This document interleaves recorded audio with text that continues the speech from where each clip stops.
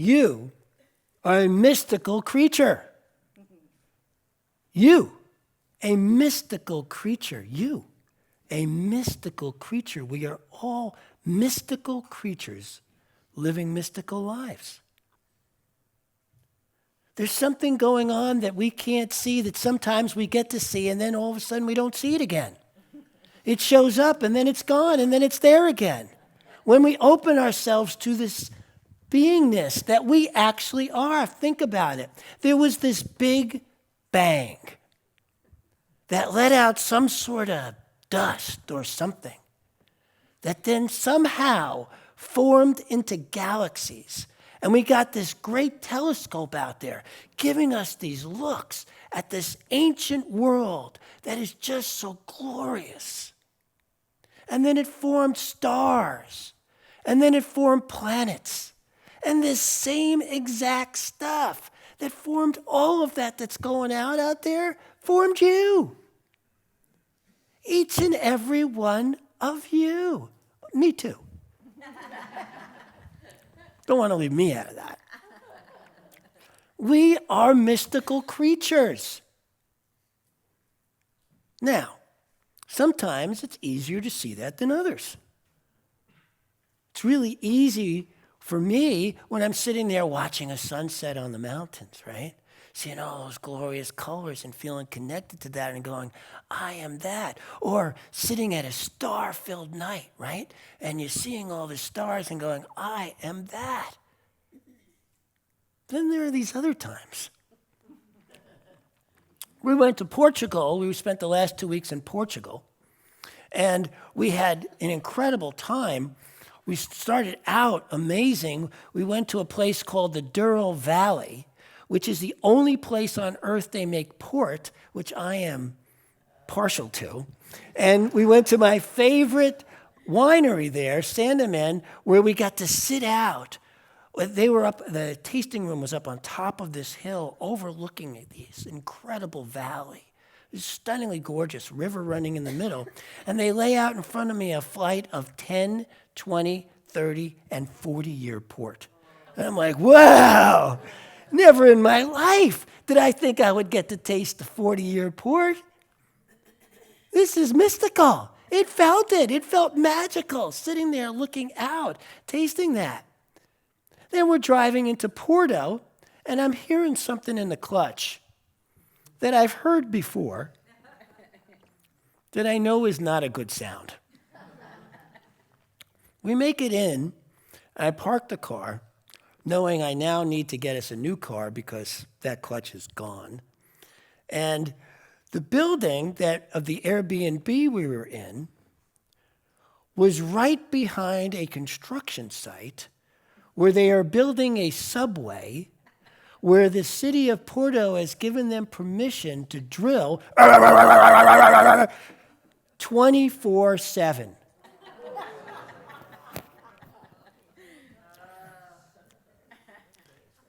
We are mystical creatures.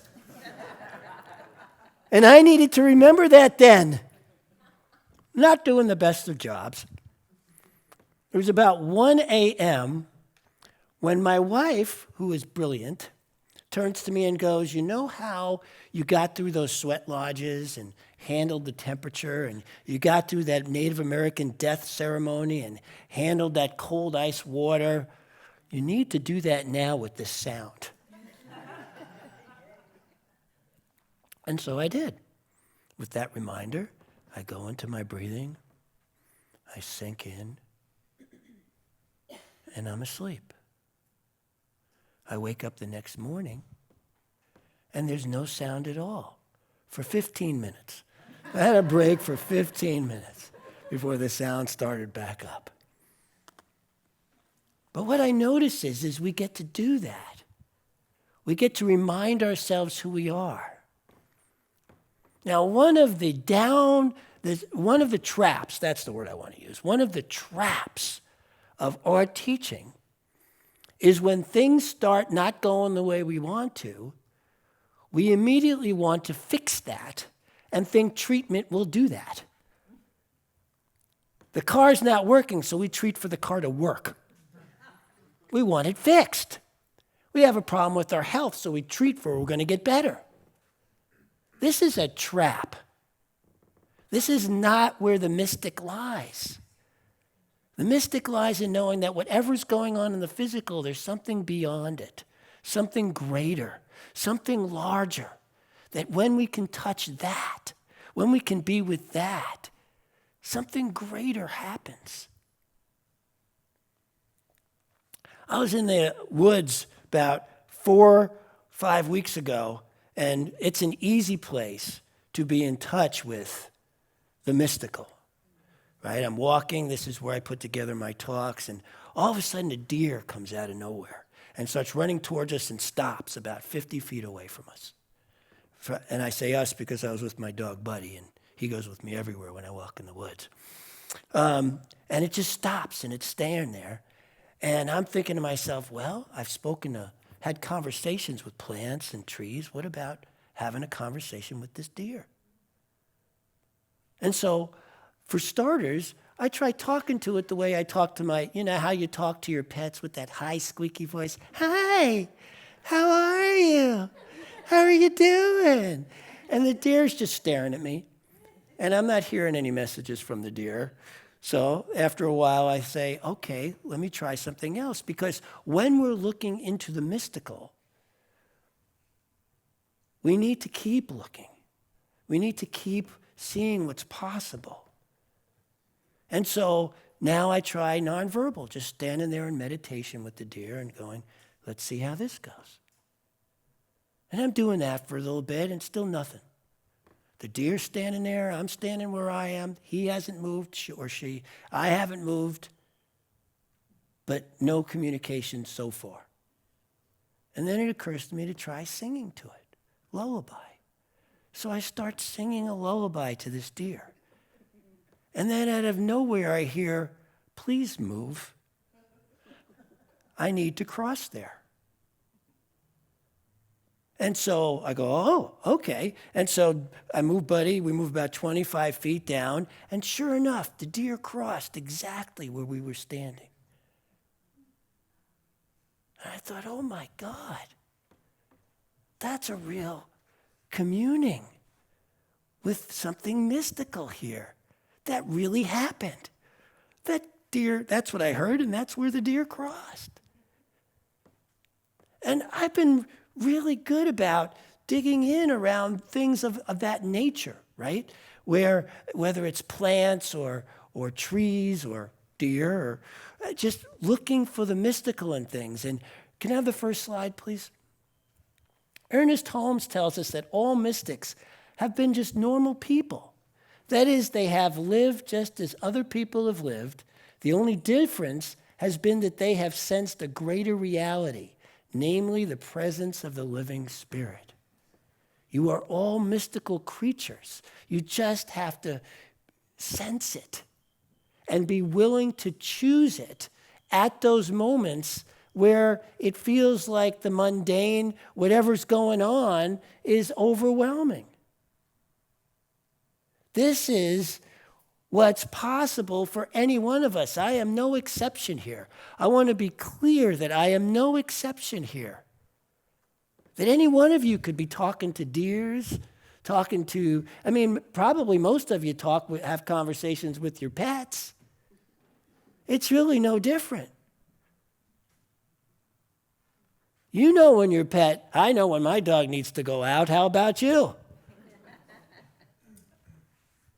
It's a mystical thing when we communicate on these other levels, when we see into what is going on in a whole nother way. So I'm in Portugal, we're in Porto, and I'm contacting now on the next morning after that 15 minutes of silence and they start up again, I decide, okay, I'm going to get us a new car and get us another place to stay. Ash says she's going to go get her hair done. So she goes and does that while I'm taking care of this, and I call the car company, and the guy comes and looks at the car, and he says, you were lucky to make it. And so they take the car, and now I have to wait for a taxi to come get me to get another car. In the meantime, I'm talking Airbnb and handling what they need so that they are happy about moving us to another place, like, proof that it really is as loud as it is. So I'm taking videos and audios and all that kind of stuff.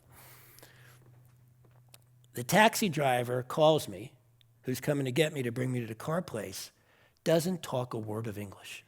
Not one. And and I can tell that he's upset because he can't possibly get to the building, the address he has for me, because of the construction in front of it.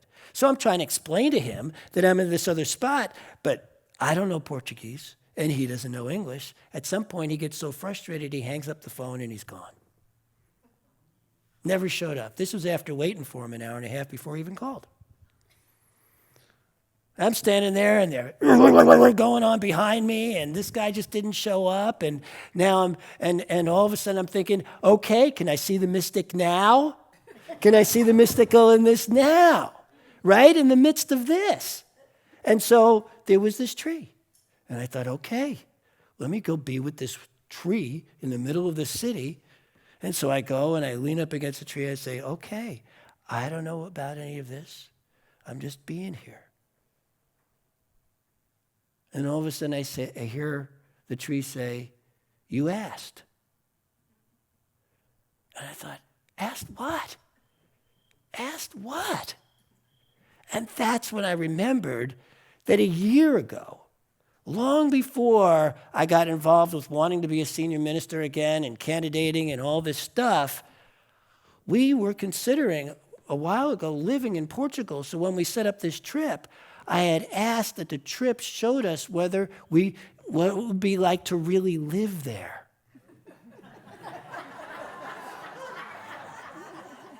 And boy, was I getting an example of that. And so that's how it works sometimes, right?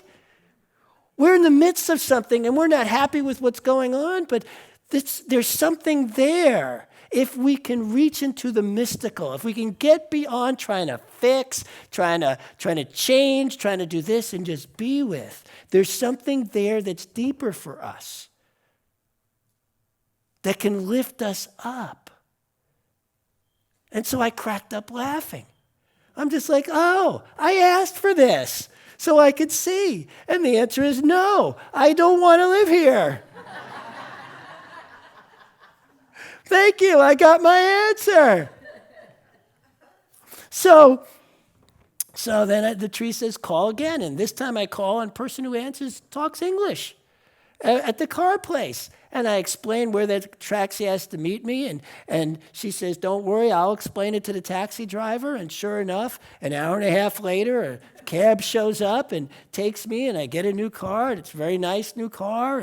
And by the time I got back, Airbnb was ready with the refund to let us move to another place as soon as we moved out. So I start walking down, and I decide this time I'm not picking a place based on what I see on the screen. I'm going to go walk around and check them out and pick one that I can see, because we're going to stay at a hotel now. So I start walking along, and lo and behold, who comes walking right up to me at that very moment is my wife.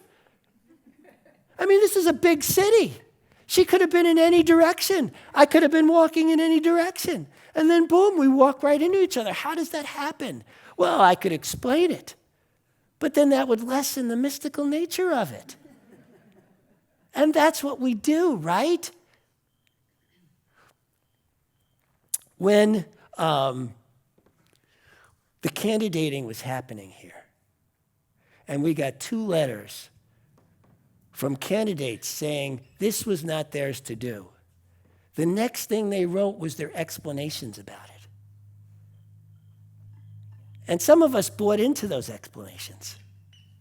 But they were just explanations, because that's what we do. We want to describe, we want to figure out, we want to know, because we have these minds, right? But this is not science of mind. I know that's what it's called, but it isn't. It's science of heart. You know, we let our minds get in the way of the possibilities that are truly there for us in any given moment. Now, I'm not saying we should be mindless. I'm saying that the mind needs to serve the heart. When the mind serves the heart, then that's where the translations come in. That's where the clarity comes in, and that's where you move forward. And that's what we talk about when we talk about what we manifest What we embody manifests. We're not talking about what we're just thinking about. That's just a small, small piece. This stuff is incredibly powerful once we get past the mind stuff and get into what's really going on in here. Because this is about the heart. And through the heart, we see the mystical. And through the mystical, we experience awe. I love how much awe I get to experience. It's amazing what's possible if we open ourselves to that which is gorgeous, which is beautiful, which is beyond fixing anything. So Ash and I, we travel to these two centers that I'm candidating at. One in Seattle, the other in Edmonton, Canada. The one in Seattle has not gone through intra-ministry. They are, like we tried to here, go straight from founding ministry to a new minister. They were a mess. They had all these things going on that reminded me so much of all the things that go on here. And I was like, whoa, the situation is so similar. And I wouldn't have got to see this. Out of all the centers, there are 12 pulpits listed. The two I picked, one was moving from founding minister to a new minister. The other just finished intra-ministry. The difference was extraordinary. And I wouldn't have gotten to see that had it not been that those were the two centers that I happened to pick to go check out. Mysticalness. I got to actually see what it is you guys are about to go through. And the results of that, and the results of not doing that. It was extraordinary. The Edmonton Center that had gone through intra-ministry, the welcoming readiness, the togetherness, how they had it, everything laid out, they were so clear, so welcoming. The questions they asked were nothing about, are we going to do things the way we did them? They were all about, how are we going to move forward?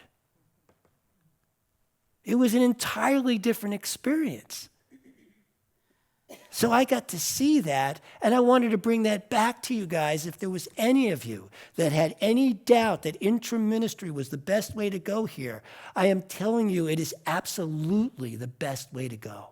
I have seen it with my own eyes. I have experienced it myself. And it is an amazing difference that you will get to now go through and experience. So know that this is the best thing for here. And it happened mystically because at first I was in line with everybody else that we're just going to go from founders to a new minister. And how come that didn't work out? You know, some things don't work out because there's something greater going on. But if you're so busy trying to fix the thing by going into treatment to fix the thing that you think needs fixing, you miss the true mystical nature of what's lying there for you. What's now lying there for this center. It's really amazing.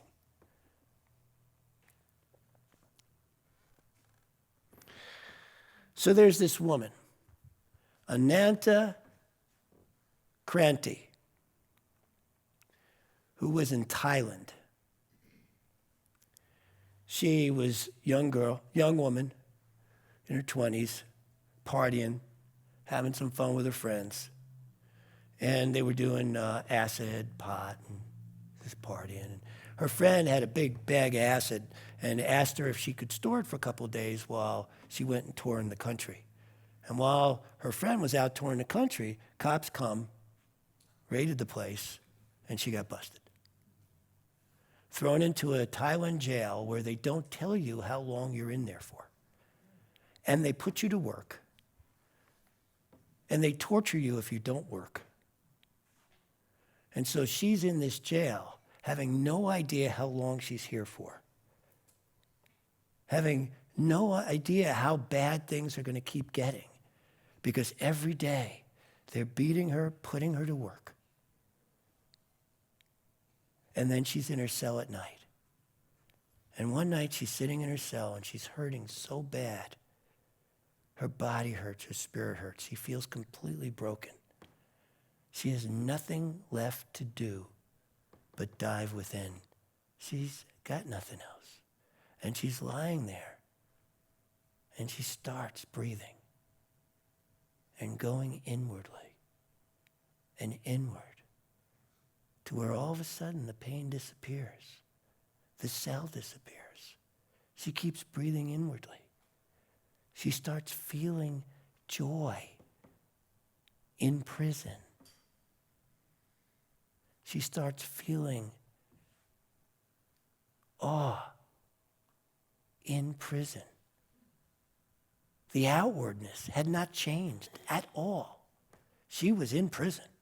And the next day she had to go up and go to work again. And any day she did not do better than the day before, they beat her. And that night she's back in her cell. And she got so good after a while of doing this in her cell that she started taking it with her when she went to work. This sense of mystic, this sense of awe, this sense of being larger than her physical circumstance. To where she was on the way to work, she could hear the birds.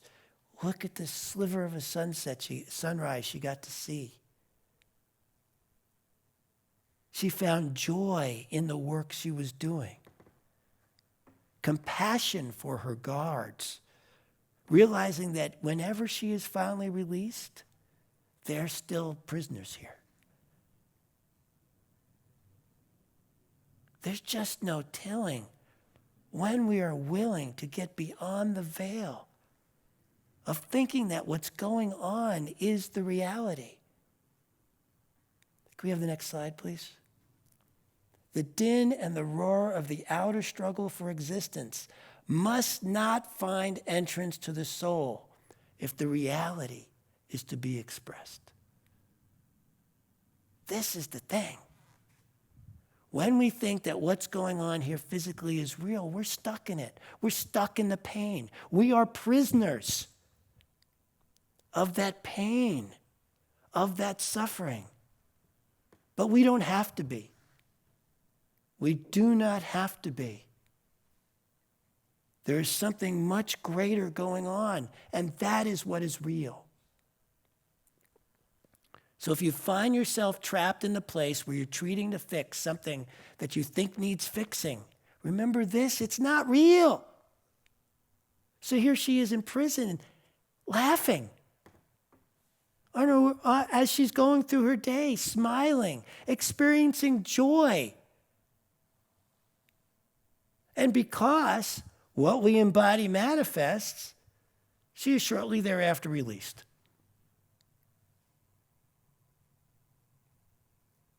When we remember that transformation does not rectify, does not fix, it transmutes, then we stop trying to fix stuff and instead get deeper into the mystical creature you are. You're all unicorns, man. That's what's really possible here. We're all unicorns. We all get to experience that level of mystical awe in the midst of any circumstance ever. Last slide, please. We must come to know spirit as a living reality and not as a myth. Too often we think, oh, well, this circumstance, I have to deal with this. This is real. Instead of that being the myth and the mystical nature of things being the reality. We are mystical creatures. We can rise no matter what. No matter what. If Ananta can do it, we can do it. Just ordinary people taking the time to practice the extraordinary that is always here for us in every single moment. I have one more thing for you because Sonny mentioned that this is Prosperity Month. And so we have a prosperity for this. And I was thinking about this because I got to do something that I thought was pretty extraordinary, that my wife set up for us when we went to Portugal. We got to fly first class. I'd never done anything like that in my life. In first class, when you fly cross country, the seat goes flat like a bed. It's amazing. I actually got to sleep on a plane. Now that's mystical if you ever heard it. And we have this affirmation for the month, which was funny because I thought about it as I'm going across the ocean, is I am always swimming in the ocean of infinite abundance. Say that with me. I am always swimming in the ocean of abundance. Excellence. One more time. I am always swimming in the ocean of infinite abundance. Yes. And when we are in that mystical place, we see it. It's before us. It's our beingness. When we are in that mystical place, when we understand and really get in that moment, that sense of mystic that we are in the midst of a circumstance, whatever it is, that's when we get to experience this infinite abundance that, of course, is right here, right now, for every one of us. I love you, and I'm so happy to be back and getting a chance to talk with you again. Thank you.